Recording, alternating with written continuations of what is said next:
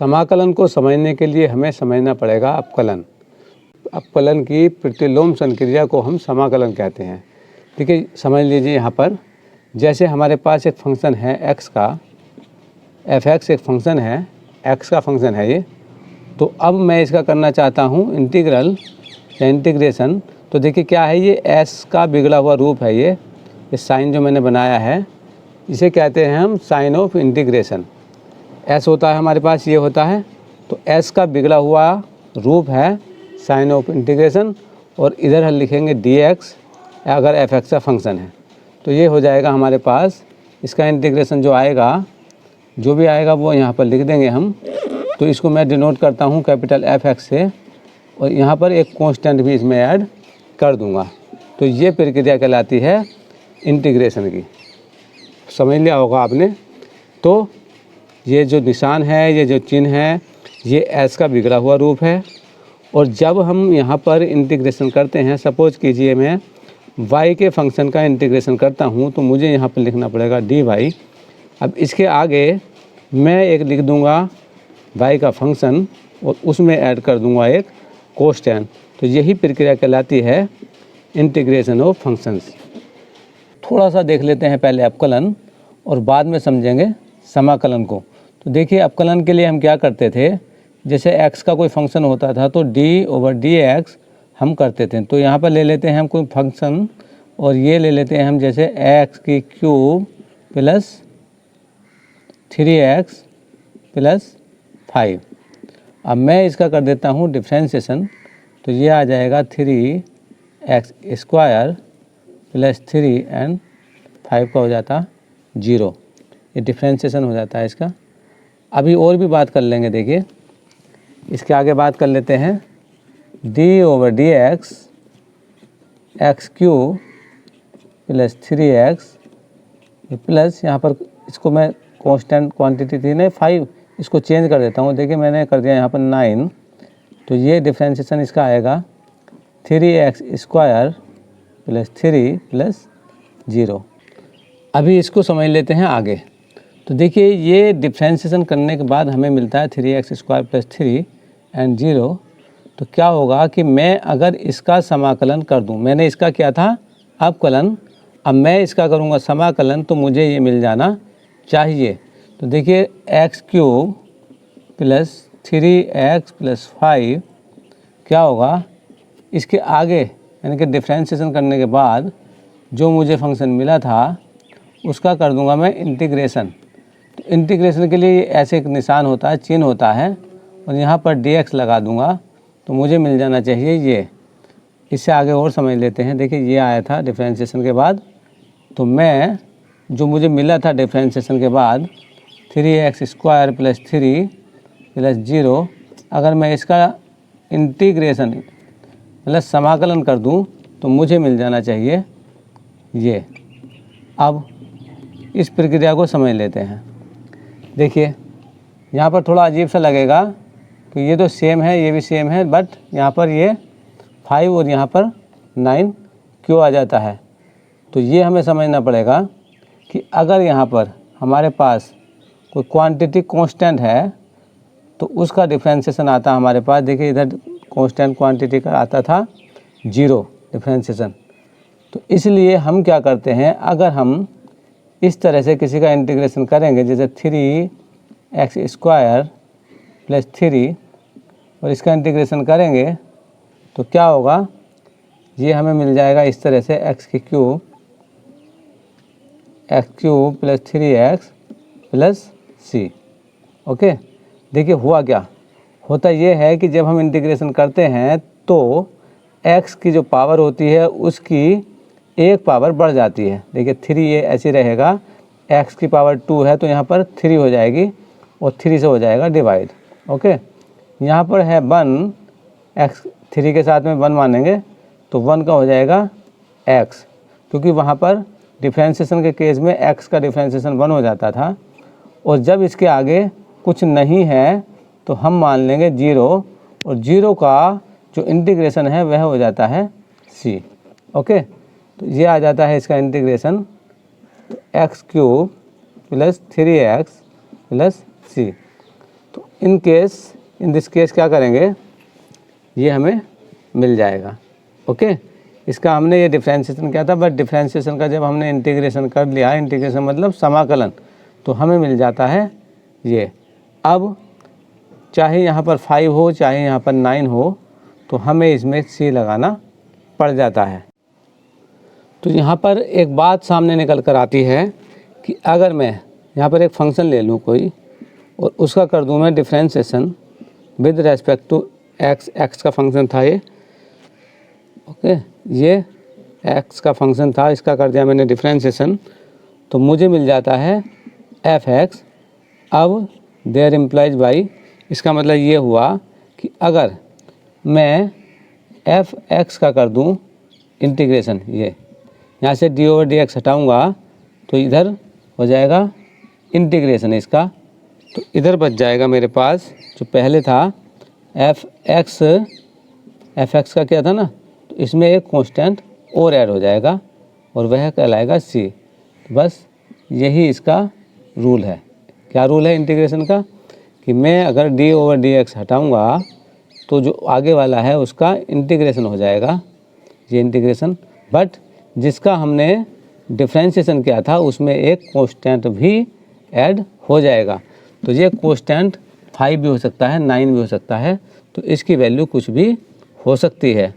In case of differentiation या अपकलज के या डेरिवेटिव के केस में क्या किया था हमने, किसी भी कांस्टेंट का डिफ्रेंशिएशन हम 0 ले लेते थे, इसलिए यहाँ पर हम जिसका इंटीग्रेशन करते हैं उसमें 0 ऐड करके रखते हैं और मान लेते हैं कि कोई क्वांटिटी इसमें कांस्टेंट रही होगी, तो इसलिए हम इंटीग्रेशन के बाद एक कांस्टेंट भी ऐड कर देते हैं। ओके, देखिए समझेंगे अब अपकलन और समाकलन दोनों को एक साथ। अपकलन हमने लिख दिया है और हम दिखाएंगे यहाँ पर आपको समाकलन कैसे लिखा जाएगा। तो देखिए पहला फॉर्मूला है, पहला सूत्र है, x की पावर है, ये x की घात है, n घात है, और जब हमने इसका अपकलन किया था तो एक पावर जो इसकी कम हो गई थी, n आ गया था इसके पहले, x के पहले, और यहाँ पर n की जो एक घात थी वो कम हो गई थी। लेकिन यहाँ अगर हम समाकलन करेंगे तो ये समाकलन का चिन्ह है, और यहाँ पर बात करें अगर x की घात n की, तो ये dx भी हमें लिखना पड़ेगा। तो अब x की घात n का समाकलन कैसे होगा, तो इसमें एक पावर हम बढ़ा देंगे, ये बढ़कर हो जाएगी n+1, और यहाँ पर डिवाइड कर देंगे n+1 से। 1 ऐड करने के बाद जो पावर बनती है उससे करते हैं यहाँ भाग। इसमें हमने की थी n से गुणा, जो घात थी उससे की थी ये गुणा, और यहाँ करते हैं भाग। यहाँ हमने एक घात घटाई थी और यहाँ पर हमने एक घात इसमें जोड़ दी है, और कांस्टेंट मानते हैं इसके साथ में प्लस। जब भी हम इंटीग्रेशन करेंगे तो एक कांस्टेंट यहाँ पर हम ऐड कर देंगे, क्योंकि हम ये मानते हैं कि जब हमने इसका डिफरेंशिएशन किया था तो यहाँ पर कोई क्वांटिटी भी हो सकती थी जो थी कांस्टेंट, तो कांस्टेंट का जो डिफरेंशिएशन है वह हो जाता है 0। ओके, तो 0 का डिफरेंशिएशन, जब कांस्टेंट का डिफरेंशिएशन 0 होता है तो इसलिए हम मान लेते हैं इसके साथ एक कांस्टेंट ऐड। तो पहला फॉर्मूला ये हो जाता है। इसको और अच्छे से समझ लेते हैं। इसका मतलब ये भी यहाँ पर ऐसे भी कह सकते हैं हम इसको, कि अगर मैं इसका डिफरेंशिएशन जो हुआ था, ये x की घात n का डिफरेंशिएशन जो हुआ था, अगर मैं इसका इंटीग्रेशन कर दूं, तो देखिए मैं इंटीग्रेशन कर रहा हूं यहाँ पर n x raise power n-1 dx का, तो क्या हो जाएगा, देखिए n तो आ जाएगा बाहर, और x की घात n-1 का डिफरेंशिएशन इंटीग्रेशन करेंगे तो यहाँ पर n इंटीग्रेशन करने पे हमने बताया है कि एक घात प्लस हो जाएगी, तो यहाँ पर घात बढ़कर इसकी हो जाएगी n-, ये देखिए कितनी हो जाएगी, n हो गई ना, और अब n से कर देंगे इसको डिवाइड प्लस c, तो क्या मिलेगा मुझे, n से n कैंसिल हो जाएगा, ये मिल जाएगा x की घात n प्लस c। तो यहाँ पर हमने जो डिफरेंशिएशन किया था वो क्या था, x की घात n का, तो यहाँ पर इंटीग्रेशन के बाद इसका इंटीग्रेशन किया तो ये मिल गया मुझे कितना, जो मैंने डिफरेंशिएशन किया था ना वही पावर मुझे यहाँ पर प्राप्त हो गई। ओके, इस प्रक्रम को आगे बढ़ाते हैं इंटीग्रेशन के। अब देखिए यहाँ पर देखेंगे, अगर मैं बात करूँ यहाँ पर, तो मैं 1/x का इंटीग्रेशन कर दूं, ये हो गया 1/x का इंटीग्रेशन, तो मुझे मिल जाएगा log x प्लस सी, क्योंकि मैंने log x का किया था डिफ्रेंशिएशन, तो ये साथ में आ जाएगा c। बात करें अगर थर्ड फॉर्मूले की, तो ये है e raise power x, e की घात x का इंटीग्रेशन करूँगा तो मुझे मिल जाएगा e की घात x प्लस सी। फोर्थ, देखिए यहाँ पर अगर मैं a raise power x log a base e की इसका इंटीग्रेशन करूँ तो मुझे मिलेगा a raise power x plus C. But अगर कभी ऐसा होता है कि मुझे करना पड़ जाता है a रेज पावर x का इंटीग्रेशन, तो मुझे क्या मिलता है, देखिए मुझे मिल जाएगा a रेज पावर x, और यहाँ पर जो ये था इससे हो जाएगी इसकी divide, log a base e plus सी।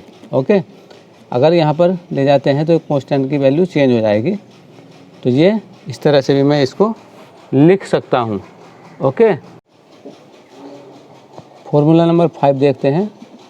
देखिए यहाँ पर मैं इंटीग्रेशन करूँ 1/x log e base e का, तो मुझे मिल जाएगा log x बेस, देखिए यहाँ पर बेस a।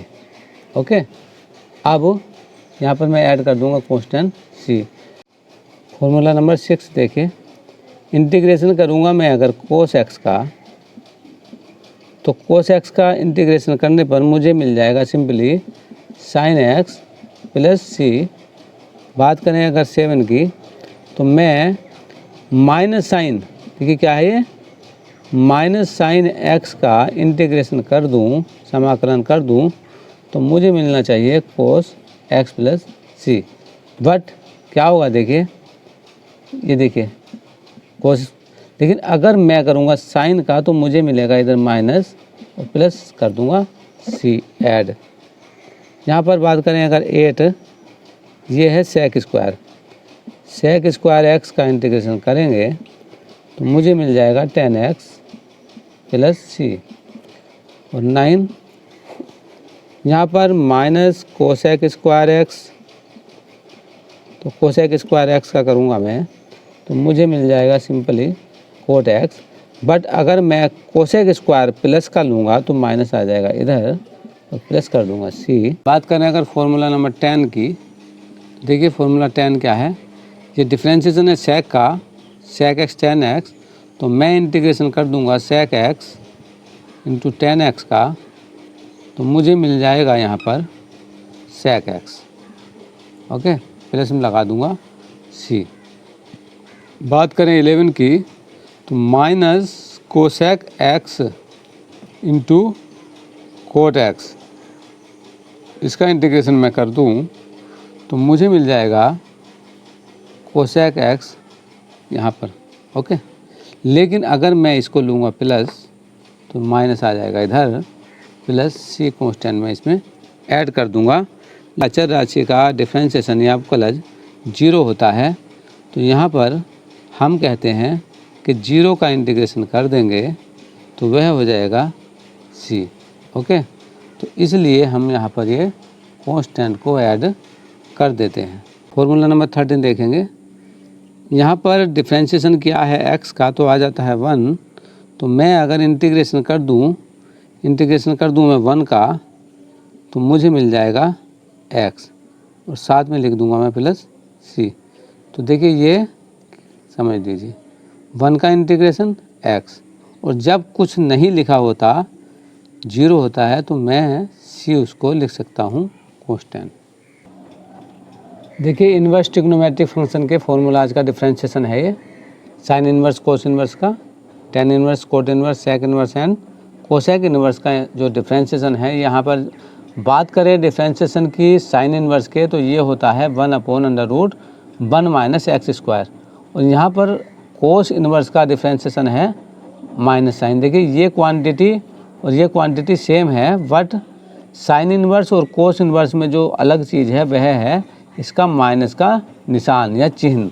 तो देखिए हम क्या करेंगे, अगर हमें लिखने के लिए आता है integration 1/√1 minus x square dx, इसका हम इंटीग्रेशन करना चाहते हैं, तो हम लिख सकते हैं इसको साइन इन्वर्स एक्स प्लस सी।